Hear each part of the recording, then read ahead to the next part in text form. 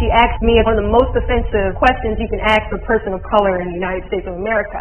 That woman going social across the country. There's a lot that I've gone through to be here. For Crown and Glory, there was something unexpected. You're the first military woman in the USA. You know, Commander, you look really hot today. I'm somebody that has had some serious battles in their life. There are moments where you really do have to prove yourself. I was in a very militant household. You joined the military at 17. I never wanted to compete in pageants. I noticed that there was a lady across the way staring me down. I thought she had a few screws loose. She eventually makes her way closer and closer. She just wanted to do a little bit of explaining. I was immediately offended. The two women were perfect strangers. I just was crying. This woman was very persistent. I'm like having an anxiety attack. Like I just gave out. She somehow convinced me to meet her at Starbucks the very next day. And she told me something that changed my life forever. I was working a summer position at Target. During this shift, my life changed forever. A woman stared at me from across the way. I thought she had a few screws loose, so I tried my best to ignore her very intense stares. She eventually makes her way over to me and asks me the most offensive question you can ask a person of color. Were you born in this country? And I was immediately offended. And I said, yeah, I was born in this country. And then she said, do you have any kids? I said, no, I don't have any kids. She then asked me if I was married, and then I said, no, ma'am, I am not married. She says, how old are you? I said, 19. May I help you find something? And she then goes on to say something that changed my life forever. She says, you look like you could be the next Miss USA. To my disbelief, she was actually a pageant recruiter. And the reason why she was asking those questions is because she was curious about the qualifications that I had when it came to competing for Miss USA. And I laughed at her hysterically at the thought. I was like, listen, lady, this is my second year at Virginia State University. I'm in the ROTC program, which means that in 2 years I'll be commissioning as an officer in the United States military, and I have all intention of going active duty. I'm not a pageant girl. And she said, you know what, please meet me at Starbucks tomorrow. I would love to just sit down and talk to you about it. And I must have been a pretty open-minded 19-year-old because I actually met this crazy lady at Starbucks the next day. She shows up with this foot-tall stack of pageant books and somehow convinces me to enter into my very first pageant, which I did 3 months later. Just a few months after the Target conversation, we went to a dress shop, and it was probably only maybe my second time picking out a dress in my life. And I remember going through all these pretty gowns, feeling like I looked bony. I remember putting the dress on and coming out, and it was her. I don't like the way I look. I don't like the way I look right now at all. In high school and in middle school, but mostly in high school, I was heavily bullied.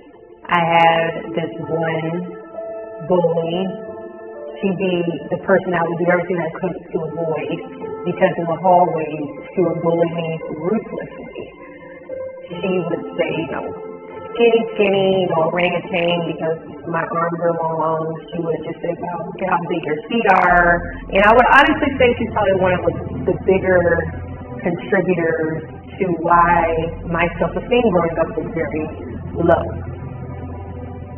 And I remember looking at myself in the mirror, and I'm like having an anxiety attack. Leslie, she walked up to me and rubbed my back, and she said, when I saw you in Target, I saw something in you, and I see you glowing right now. I think you look amazing, and I think you could easily win this competition. I think you can easily win this USA.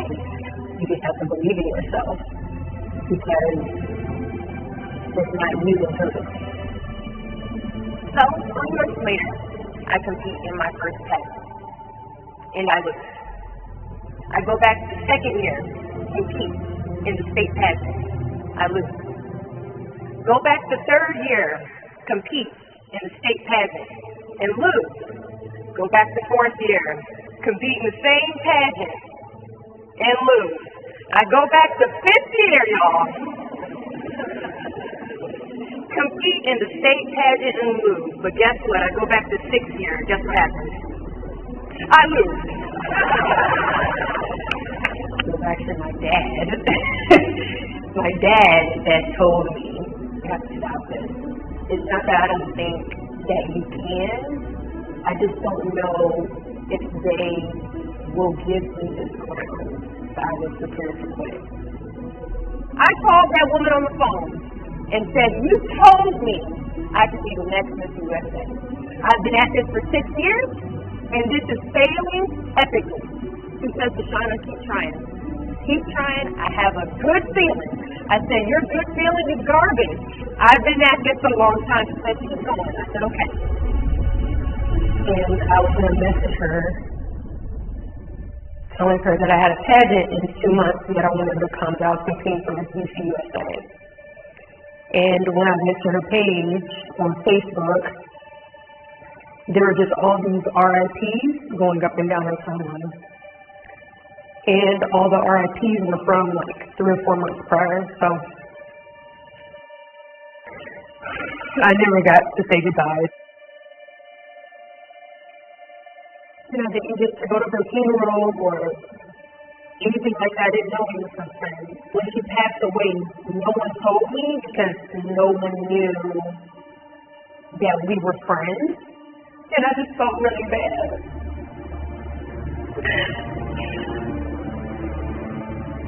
With Leslie, she was battling leukemia for about 2 or 3 years.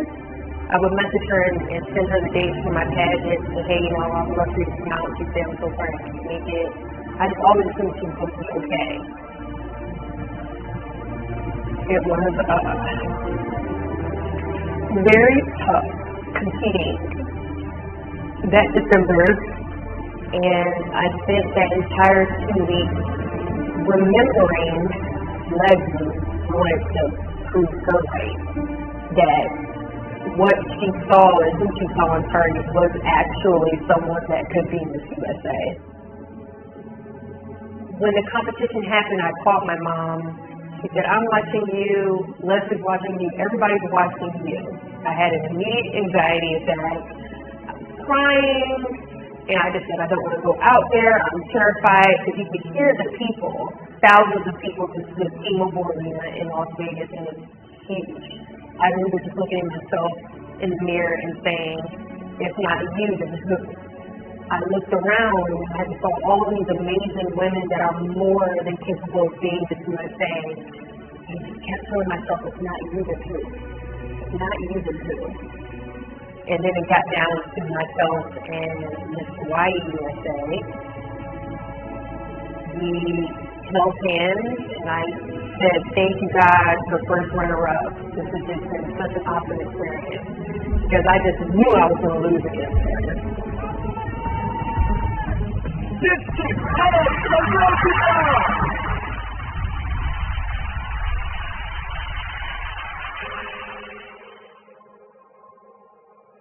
And I was shocked. And I remember looking out into the stands and seeing so many people jumping for joy, including my friends, you know, my family members that came. I wish the cousin Leslie sitting in the stands. But I could feel that in my spirit. I could feel something saying, I told you so, and I think it was her saying to me, like shining down from heaven, see, I told you you could be the next Miss USA. Life wouldn't have been the same, and I'm thankful that I was working in the women's department and that she decided to come to Target that day, because I just don't think I would have known how capable I am if it had not been for her. I appreciate it that she was able to do that for me. I continue to carry that quote, it's not me to do through life. At times our purpose drops in our laps as if the heavens do it by accident. Do not fear failure, but please be terrified of regret. As giving up is the first of regret. You will have 100 moments that will be filled with someone telling you no. The reality of life is that we will all hear more no's than we hear yeses. And we will fail a lot, and I mean a whole lot. But what I ask of you today is to not take no for an answer. Don't be afraid of no. Be afraid of the possibility of a yes that you have prematurely destroyed because you decided to quit before possibly 12.